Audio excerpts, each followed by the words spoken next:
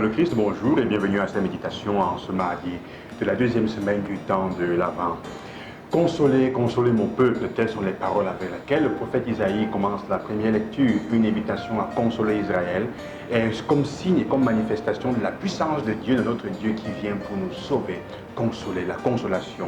Sur la même ligne de ce que nous disions il y a quelques jours, que le Seigneur cherchait des ouvriers pour la moisson, des personnes capables de compassion, aujourd'hui de consolation.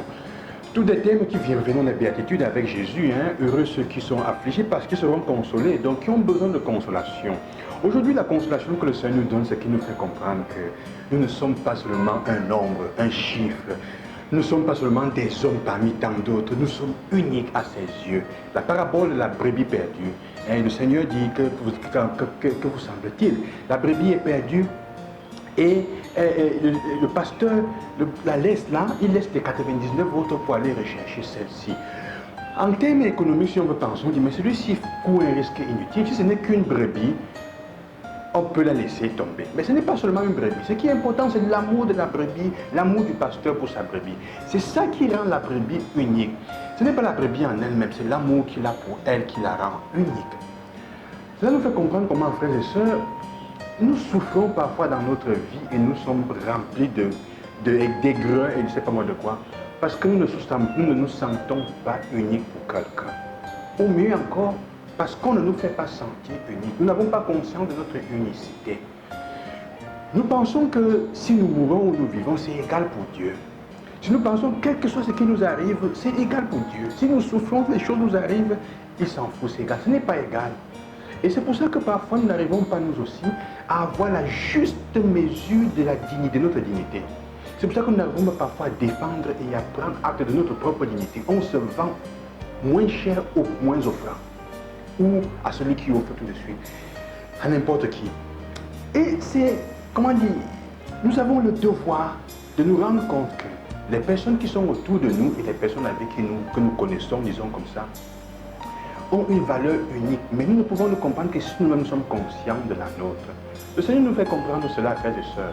Il nous fait comprendre que la joie de laquelle nous parlons depuis le début de cette semaine, la joie est la conséquence de l'amour, ou plutôt est le but de l'amour. L'amour fait les choses pour la joie. En fait, le texte nous dit qu'ayant trouvé la brebis perdue, qu'est-ce que le Seigneur fait? Il organise un banquet. Le pasteur fait quoi? Il se réjouit avec les autres, il les appelle, il se réjouit avec les personnes parce qu'il a retrouvé ses brebis perdues. Ça nous fait comprendre une chose par rapport à ce que, comment dire, à la raison pour laquelle Dieu est en train d'envoyer son Fils sur la terre pour naître. Pourquoi est-ce qu'il naît? C'est parce qu'il a besoin de nous faire comprendre que, pour moi, que si vous perdre n'est pas une option. Vous laisser vous perdre n'est pas une option. Je suis prêt à tout pour vous retrouver, pour que vous reveniez, pour que vous vous sentiez aimé. Et pour ça, je prends la nature humaine, je nais pour que vous compreniez que devenir un homme n'est pas une malédiction. Un être humain, pour être précis, un homme ou femme, n'est pas une malédiction. Et donc ta vie n'est pas inutile.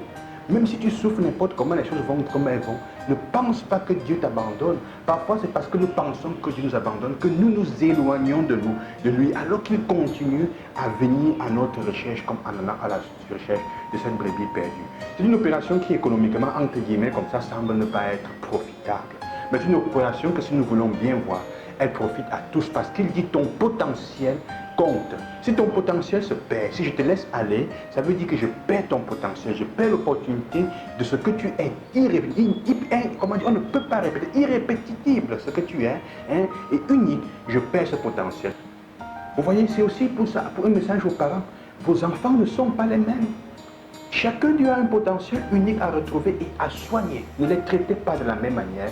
Et c'est pour ça que je comprends les parents qui, quand un enfant s'est éloigné, ils font tout pour le chercher, même s'ils ont d'autres. On pense parfois qu'ils aiment un peu que l'autre. Ça peut arriver. Mais faites attention.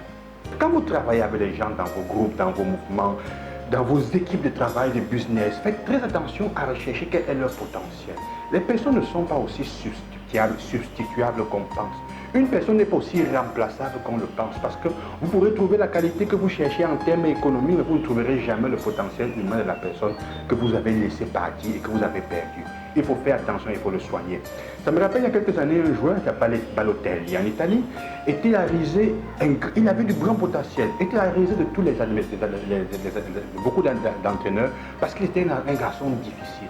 Mais il y a un entraîneur qui a su tirer de lui la meilleure des parties. C'était Mourinho. Il avait su protéger ce garçon au point où personne ne comprenait. Ce garçon était devenu tellement obéissant et connaissant envers Mourinho. On ne comprenait pas pourquoi. Parce qu'il avait su mettre l'accent sur son unicité. Il n'était pas seulement un des 22, il était Balotelli, le 22 avec ses capacités. Et c'est ça, chacun était capable.